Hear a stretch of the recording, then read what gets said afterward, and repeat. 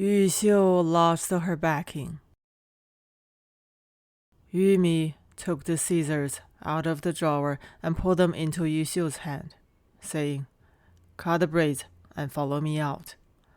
Yuxiu still shook her head, but this time the meaning of shaking her head is different from the last time, as the first time is timid, but the second time is unable to give up the 2 braids. Yumi said, "What's the point of keeping them? If you hadn't been demonic, how could that have happened?" Yumi grabbed the scissors. Click! Yuxiu's 1 braid fell to the ground. Click! Yuxiu's another braid fell to the ground. Yumi picked up Yuxiu's braids, threw them into the toilet, stuffed the scissors into her arms, and pulled Yuxiu towards the outside of the patio. Yumi said, "Follow me. Whoever dares to chew maggots, I'll cut his tongue." Yumi led Yuxiu around the village. Yuxiu's feet fluttered underneath, missing sinews and bones, no weight at all.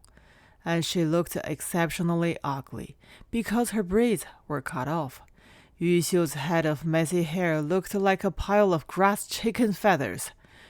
Yumi carried scissors and protected Yuxiu, with her gaze more like scissors, whooshing and sweeping, revealing an immovable biting cold. The people in the village looked at this pair of sisters and knew what Yumi meant. They didn't dare to look at Yumi's eyes, and either turned away or lifted their legs and walked away. Yuxiu followed behind Yumi, who kept ordering her to raise her head. Yuxiu raised her head, although it was like a fox and tiger. At least, she was finally out of the door, seeing people. Yuxiu had a stream of indescribable gratitude to Yumi, but also mixed with an unspeakable hate. This share of hate had no origin, irrational, however, was in the cracks of Yuxiu's bones. Fighting over and over, ultimately she had to rely on Yumi, rely on her majesty, rely on her pity. Yuxiu thought, why Yumi as a woman, if she were a man, became her elder brother, how good it would be. After all, Yumi is not a big brother, but a sister. In a blink, Yumi is married. Yumi's wedding boat was on the stone pier. Yuxiu did not go to see her off. In the end, she was still afraid. Although she hated her, Yuxiu still hoped that Yumi would not leave the Wang family. Leaving Yumi, this tiger, Yuxiu, this small fox, is nothing. Now, Yuxiu no longer had the guts to stand between people watching the fun. Yuxiu quietly came to the east of the village on the concrete bridge, far away, holding the railing, waiting there.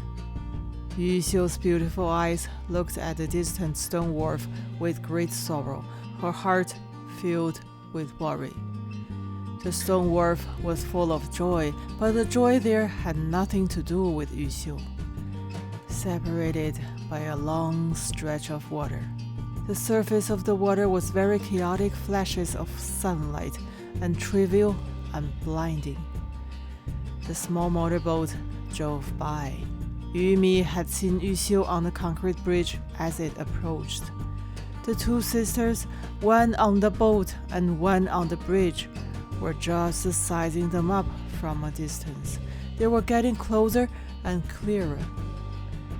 The small speedboat soon crossed under the concrete bridge. The sisters turned around, still staring. Only this time they were getting further and further away, more and more blurred.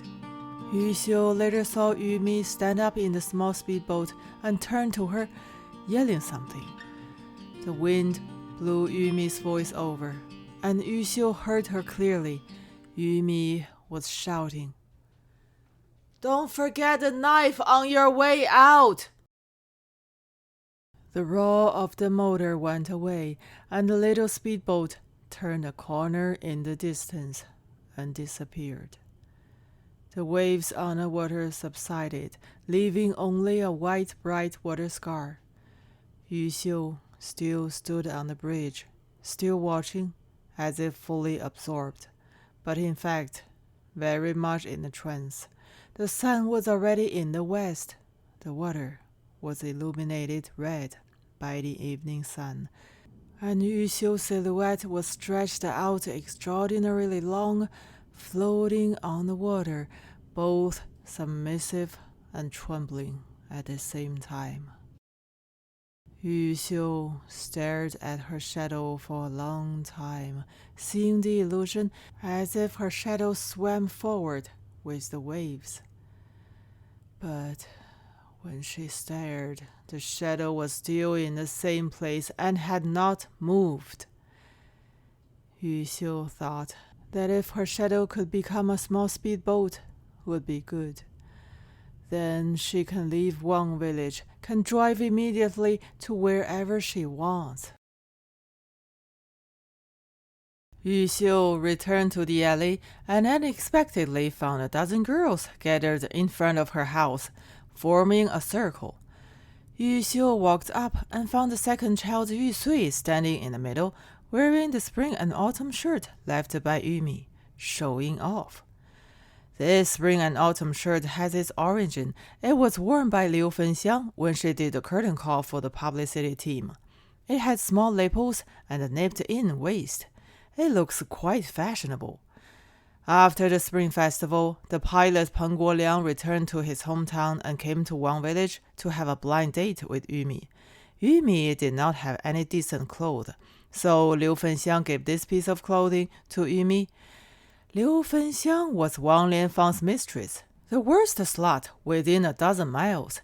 Everyone in the village knew that this scambag and Wang Lianfang were closely attached to each other, and the two of them had an affair every 3 days. How could Yumi wear the clothes she wore? However, Yumi was not willing to throw it away. Thinking about it, it was still too beautiful.